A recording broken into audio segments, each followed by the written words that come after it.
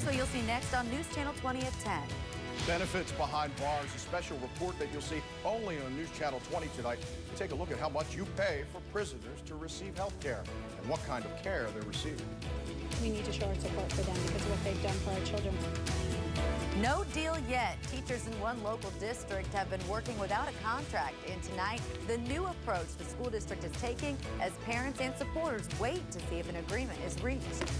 That cold Arctic air out there tonight with wind chills right now in the teens. The question is, will we get our first snow of the season? I'll tell you when that's likely to happen coming up.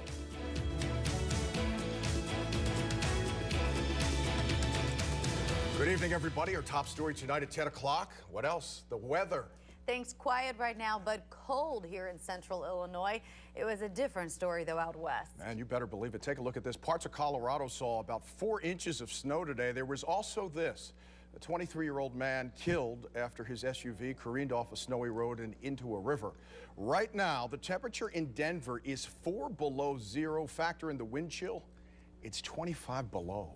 Ooh, hopefully that does not make it here. But we do know our first chance for the first snowflakes of the season are in sight, Rick Kirby. Yeah, and even here right now, wind chills are in the teens, so it is bitterly cold outside tonight. If you have to be outside, be ready for that. Right now, it's a mostly cloudy sky, and Liz mentioned this possibility of snow. So here's what's going on. We're looking for this event to maybe come Saturday evening. This snow is going to develop from west to east here, again, Saturday evening until around midnight or so. It looks like the heaviest snow, southern Iowa, parts of Missouri, but here across central Illinois, our models are suggesting that we will see maybe a ½ inch to an inch of snow accumulation. This is the European model. We'll continue to share these models with you this week, and as we get a little closer, we'll fine-tune this for you. But if you're trying to make plans for Saturday evening, here's what we're thinking. It is likely beginning around 6 o'clock Saturday evening as it looks now, likely ending around midnight. And then Sunday night, we see another snow chance, but this is a slight snow chance here as another cold front comes our way. Behind that cold front Sunday night is the coldest air we've seen yet, and that arrives from your Monday morning commute. We'll tell you about that coming up. Record-breaking cold? Not record, but in that territory. Yeah. All right. It's in the ballpark. Yeah. All right. Thanks, Rick. And of course, you can count on News Channel 20 to have the latest weather forecast. You can find it anytime online. We'll have updates on our website, WICS.com. And of course, you can also like us on Facebook and follow us on Twitter. Attorneys for Governor Pat Quinn and the state of Illinois now have a little more than a month to produce documents related to the firing of 53 IDOT employees. The December 19th deadline set at a hearing in Springfield today. A state internal investigation found some IDOT employees had been hired because of their political connections. They were subsequently fired, but attorneys filed suit. A court-ordered stay has been imposed, and the 53 are still working. Their attorneys are demanding documentation that proves the employees were fired as part of a reorganization as claimed and not in response to the state internal investigation. Computers at DMVs across Illinois are expected to be back up and running normal tomorrow after a glitch that shut down system computers. The Secretary of State's office tells News Channel 20 it has now been fixed. The agency's central computer mainframe went down around 8 this morning. That means the computers at all 138 DMVs in Illinois were down. The DMVs remained open as clerks did their work the old-fashioned way on paper. People who needed something done with a computer were given courtesy cards. Those will allow them to skip the line when they come back in. How much are you paying for health care? A few $100s, maybe even a few thousand for some of us. And those health care costs, as you well know, can add up. But did you know that you're also paying for the health care costs of criminals who are currently sitting behind bars? In tonight's special report, News Channel 20's Alicia Lewis takes a closer look at what exactly you're paying for. Make it open, you override the outside door. I've been to prison 3 times, so been to jail here. I was at the old county too, so I'm gonna say probably maybe 20 years, probably 20 years. Sangamon County Jail inmate Lynn Gilbert has spent nearly half of his life behind bars. I was doing crack, cocaine, little meth, bunch of weed, smoked a lot of weed, drinking. Drugs, theft, and burglary. Gilbert is what deputies call a frequent flyer, going in and out of jail for various crimes. And once behind bars, these inmates are well taken care of. They receive the full range as if any citizen would get. They get medical care, which includes eye care, dental benefits, and also mental health care. Right now, Sangamon County has a contract with Advanced Correctional Health Care, an on-site medical team comprised of doctors, nurses, and psychologists, some of which are on call 24/7. Several years ago, we decided that we need to get out of the medical care business. We employed our own nurses, and it was very frustrating to us because we didn't really, we understand the law, we don't understand health care. So we decided that we would contract with another company, that would be their sole purpose, is to provide whatever medical care is needed in our jail. In 2013, Sangamon County spent more than $783,000 on medical benefits inmates receive behind bars, and Sangamon County residents are footing the bill. It's all taxpayers' dollars, and it comes out of our general fund, with the exception of a portion that comes out of the inmate welfare fund. According to Sangamon County Undersheriff Jack Campbell, the inmate welfare fund covers only $50,000 of the $783,000 total. Money which accumulates over time from inmates purchasing commissary items such as snacks and phone services. But for some inmates, those who have money available, they have to pay a minimal medical fee. If inmates have an insurance policy, we are able to charge that insurance policy and avoid using tax dollars to pay for their medical care, but very few inmates have that type of insurance. This is the Sangamon County Sheriff's Office inmate charge sheet. This is what inmates are asked to pay if they have no money available, either from their bank accounts or through their insurance. As for the inmates who spend most of their days behind bars, Under Sheriff Campbell says those are typically the ones who need round-the-clock medical care. You'll have some inmates that have a medical condition, and they will constantly be in here and be treated for that one condition. But then you'll have other ones that will try to take advantage of a little bit of the entire system and all the benefits we offer. For inmate Lynn Gilbert, he has been a diabetic for nearly 2 decades, receives 4 insulin shots a day, and says he's better taken care of and saves more money on health care behind bars than outside, a free man. If I go to the hospital, the ER, they might cover most of it, but I still got to cover maybe $40 a month, $50 a month. Okay. And here, how much would it be a month for you? $15 a month. That's for my insulin, needles, and the prescriptions is $3 a script. So yeah, it's a lot cheaper. Cheaper for the inmates who some deputies fear may be taking advantage of the system. We're required to provide a certain amount of health care for them, and we know there are some that want to come in here to receive benefits, and we are told anecdotally that they will commit crimes just for the reason of getting in here. Now, why they're here, if you talk about them taking advantage of it, they have access to it. So I don't know that you could quantify it as taking advantage. It's simply something that they know they have access to, and they will go ahead and use that. We looked into multiple county jails in central Illinois, all of which are dealing with various issues relating to inmates' health care costs. In part 2 of Benefits Behind Bars, we take a closer look into the major concerns these jails are facing when it comes to the mental health care of inmates, a growing concern not only here at home, but all across the state and country. You can watch part 2 of Benefits Behind Bars tomorrow night at 10. New at 10, the Sangamon County Board unanimously approves a new budget for next year. It includes $104 million in spending, which is up a tick from the current version. There's an extra $1 million for capital improvement projects. The county is also set to take over public health services for Menard County.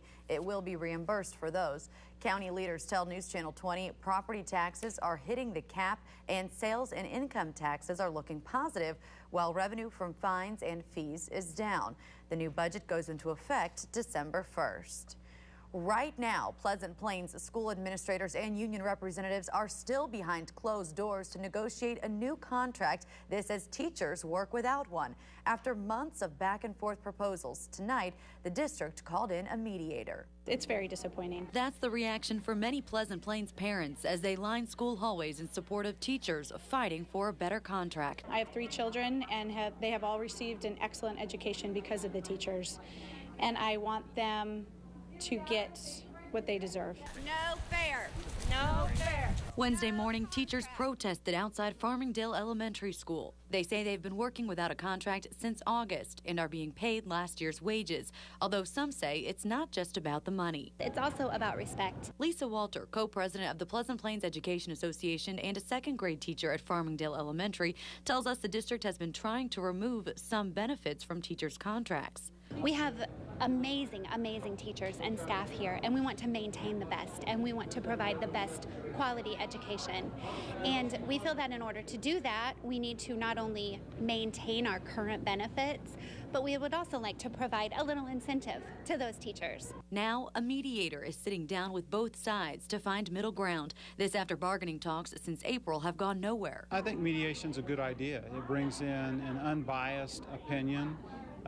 His job is to work with both sides to reach an agreement that is fair not only to the teachers but also to the taxpayers and the community. Superintendent Matt Runge tells us the district is in good financial standing but has several capital improvements and building plans right now. We have to be cognizant of our expenses. They've now been in mediations for 4.5 hours, and at last check just a few minutes ago, there was still no agreement on a new teacher contract tonight. When one is reached, the school board will still have to approve it. Board members are set to meet on Monday. Still ahead, what Springfield's utility company needs before it can start getting up to federal standards, and when aldermen are set to approve or deny CWLP the money leaders say they need to get it done. And it's National Signing Day as athletes ink letters of intent to play collegiate sports. Sports Director Donnie Tillman going to tell us which athletes here in our area are headed where. It's coming up a little later in sports. $10 million, that's how much Springfield's utility provider is now asking the city to fund a project that would make it meet federal regulations. That's down from the $15 million CWLP leaders were asking for over the summer for the project, but still a hefty price tag for the energy provider, which is currently $10 million in the hole. News Channel 20's Brett Baldock here in studio tonight with more on the plan that was discussed and next week's debate on whether to approve it. Brett. Vince, the CWLP plant has 4 turbines that generate electricity. 3 of them operate using oil and 1 uses natural gas, which is a cleaner alternative. Within the next year, new EPA standards will require all the turbines to run on natural gas. The total cost of the project is $10 million. CWLP is already facing a $10 million budget shortfall from changes in the energy market. Chief Utility Engineer Eric Hobby told aldermen tonight not updating the turbines would force them to shut down, costing the city millions of dollars more. Alderman Frank Edwards says the turbines should remain operational because future energy prices could bring revenue back down. It's going to cost us a tremendous amount of money, and if generation spools back up to where it's $50, $60 an hour, we'll be kicking ourselves saying, why did we do that? Because of the investment we made to keep those plants modern. Eric Hobby says shutting down any turbines would put customers at risk by not having enough electricity. Hobby wants the city to pay an engineering firm $2 million to inspect CWLP and determine the best way to help meet its guidelines. The city has the cash on hand to pay for that, but the question is, will it be approved? We'll find out next week when city aldermen take it up for debate. That's when Hobby is expected to release his details on the plan. Back to you. Thanks, Brett. Turning to Twitter, that's what the University of Minnesota did to find people to shovel snow. The school's football stadium covered in snow after unseasonable wintry weather. Now folks are making $10 an hour to clear aisles and seats. Chief Meteorologist Rick Kirby joining us now. Hopefully we won't have to turn to Twitter to get somebody to shovel out my driveway. I like the idea if it happens though, Vince. No, there is a little snow in the forecast for this weekend and it could accumulate. We'll talk about that and recap what we expect to happen this weekend and when we expect it to all happen. Look at that high today, just 32 degrees. That is 22 degrees below normal. And we are going to stay in this deep, deep cold for a while. Your latest forecast is next.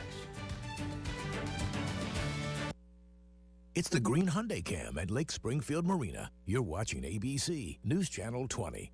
Now, your Storm Team 20 weather with Chief Meteorologist Rick Kirby. Outside right now, it's a mostly cloudy sky. If you've been outside, you know how cold it is. Wind chills right now are in the teens. Let's do our Storm Team 20 weather guarantee for tonight. My forecasted high temperature for today was for a high temperature of 34 degrees. We hit 32, so that's within 3 degrees, and the Green Family Stores will donate another $100 to Spark. That's now $600 so far for the month. All right, let's talk snow. We showed you this earlier in the newscast, but watch that snow spread from west to east Saturday evening. That's the latest thinking. The heaviest snow just to our west and southwest. They could see 2, 3, maybe 4 inches of snow in parts of western Missouri toward Kansas City. So if you're traveling, you want to plan ahead for this. Here, this is what our forecast models are saying right now. Anywhere from maybe a ½ inch to an inch of snowfall. Some of the models are saying a little more than an inch, but that's where we stand right now. We'll continue to get model updates. We'll update this for you each and every day as we get closer to the weekend. But here's the latest thinking once again. It is a likely snow event, likely to begin sometime Saturday evening, maybe as soon as 6 p.m., ending around midnight or so. And there could be another little wave of snow Sunday night, a little less certainty on this one, but that's a cold front that will come through here. And behind that cold front is some of the coldest air we've seen yet, with high temperatures only in the 20s Monday and Tuesday, and overnight lows down into the teens. Here's what we're looking at right now when you compare tonight's weather to this time last night as we continue to get colder and colder here. 8 degrees colder than last night at 10 o'clock in Springfield, 9 in Decatur, 5 in Taylorville, 7 in Lincoln, 6 in Jacksonville. Temperatures right now in the mid-20s for most of us, 25 in Decatur, Lincoln 26, 25 in Springfield. Litchfield, you're at 26 degrees. The wind chills, though, really the important number. This is what it feels like if you go outside, and it feels like it's in the teens for most of us because winds here are still blowing from the northwest at about 10 to 15 miles per hour. Lincoln, you have a pretty light wind right now at just 3 miles per hour. A lot of clouds out there currently, and we'll see a mostly cloudy sky here tonight, but we are dry here. High pressure off to the west, sending us a northwest wind. There you see that right there. A little snow to our north and northeast over the Great Lakes. Here tomorrow, we'll see partly cloudy skies, and then tomorrow night, we'll see mainly clear skies, lots of sunshine again as we head into Friday as well. But despite any sunshine out there, it's going to stay extremely cold with highs only in the 30s, so it looks like an extended run here of unseasonably cold air. 32 for that high temperature tomorrow, so all we do is get to the freezing mark. Tonight, it's mostly cloudy, 21 overnight tonight. That's a cold morning tomorrow. Then we'll look for partly cloudy skies in the afternoon, breezy at times, 32 for that high. Here's the 7-day forecast. First thing I want to point out to you, very cold high temperatures. Look at the overnight lows as well. But this is what a lot of people are thinking about. Snowfall, snow chances Saturday night. And again, a ½ inch, maybe an inch of accumulation. We'll watch that very closely and update it as we get closer to the weekend. This home in Springfield's Enos Park neighborhood has a new tenant tonight after the Neighborhoods Association found someone to rent it. Only thing is, this wasn't the association's original plan. You see, it bought the lot in the 800 block of North 8th Street and built the house to increase its property value. The plan was to then find a police officer to live there free of charge as long as the officer volunteered with the association. The group couldn't find a cop that was interested, so meet Devin Cartwright. He's the new director for a new after-school program for students, Third Presbyterian Church, which is just across the way. Being in Enos Park and being here at the Third Presbyterian Church, my home is conveniently located. The cop home, as they would say, is located over just catty corner of the Third Presbyterian Church, which makes it convenient for me to come over here and be a part of these kids' life after school. Cartwright doesn't get to live in the home for free. He will have to pay rent every month, but as you heard him there, sounds like a pretty good deal for everybody involved. I think so, too. Yeah, Sports Director Donnie Tillman joining us now. Fighting a line, I get a pretty good grade on National Signing Day. Yeah, recruiting some top talent for basketball. Well, it usually helps the program get better. So, yeah, the Illini getting good marks on everyone's report card. Plus, a blast from the past for John Gross and company. All your details next in sports. Now, sports with Donnie Tillman. Good evening, everyone. A busy day of ink being put to paper across the nation as the first day of the fall national signing period gets underway. Illinois basketball Well, they made some big splashes on the first day. Head coach John Gross adds 3 high school players to the 2015 incoming class. Those players include Aaron Jordan, DJ Williams, and Jalen Coleman Lands. Those 3 signees have Illinois ranked as the #2 recruiting class in the Big Ten in many scouts' eyes, behind Ohio State. Also returning to Champaign in 2015 will be Darius Paul. He'll play the upcoming season on the junior college level at Lamar State College, Port Arthur. Paul was suspended for the upcoming season, while a previous member of the Illini for what head coach John Gross called multiple transgressions. He pled not guilty to charges of resisting a peace officer and consumption of liquor by a minor. Paul never suited up for Illinois, but now gets a second chance to roll with the orange and blue. Illinois also getting it done on the women's basketball side. 3 players signed letters of intent on the first day. Sierra Rice from Michigan, Alex Whittinger of Minnesota, and the 2nd overall rated player in Canada, Jalen Kirkpatrick. Illini volleyball signs 3 top athletes today. Softball inks 5 on National Signing Day, and baseball continues to rack up players, adding 7 so far on day 1 of the early signing period. UIS basketball has its first signee for 2015. First-year coach Bill Walker gets Bahari Amaya out of Harrisburg High School here in Illinois to sign a national letter of intent. The current Bulldog senior averaged 15 points a game during his junior campaign. He was All-State Special Mention last year and already has a state title under his belt from 2012. Over at Sacred Heart Griffin, 3 prep athletes signed their college letters of intent. In baseball, Cole Daly signed on the dotted line to play for the University of Notre Dame. Daly has been scouted by the Fighting Irish for quite some time. On the volleyball court, Allison Brent will play for St. Ambrose, while Megan Cramp will join the UIC Flames golf team. I had never heard of the school before, and then talking to more people, I was surprised how many people actually had gone there and loved it. So I gave them a chance, and then I fell in love with the school, and I knew that was for me. You know, it's awesome to be able to go to a school that's great academically and athletically, and I just was playing at some tournaments, and their coaches saw me play a couple times, and I just went for a visit, and they offered me, and it was good. At Glenwood High School this morning, an early start to National Signing Day for the Titans. 7 prep stars, signed national letters of intent this morning at Glenwood. In baseball, Matt Sicardi is one of 9 newcomers that will play next year at UIS, while Kyle Hall heads to Judson University. On the softball diamond, Parker Bandy will attend Illinois State. Alexa Brown is headed to UIS. Sammy Long off to Belmont.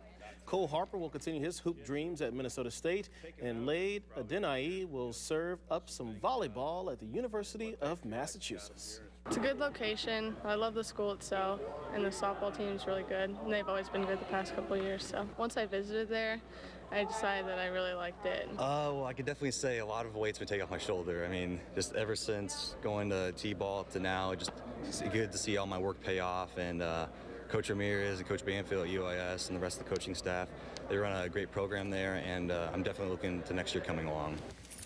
Big day for the athletes, also a big day for the parents because they get a little help with that college education. Yeah, with the cost of tuition today, we all need it, right? Yeah, definitely. Right. Thanks. Hey, you like the weather? Not so much. Well, guess what? There may be another surprise in store coming our way. Rick's going to tell us in the last look at your weather forecast when we come right back. Just being honest.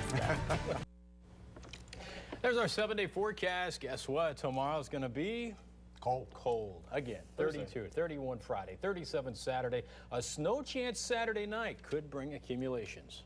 Whew, well, that's it for News Channel 20 at 10. As always, thanks for joining us. We'll see you back here tomorrow. Have a good day.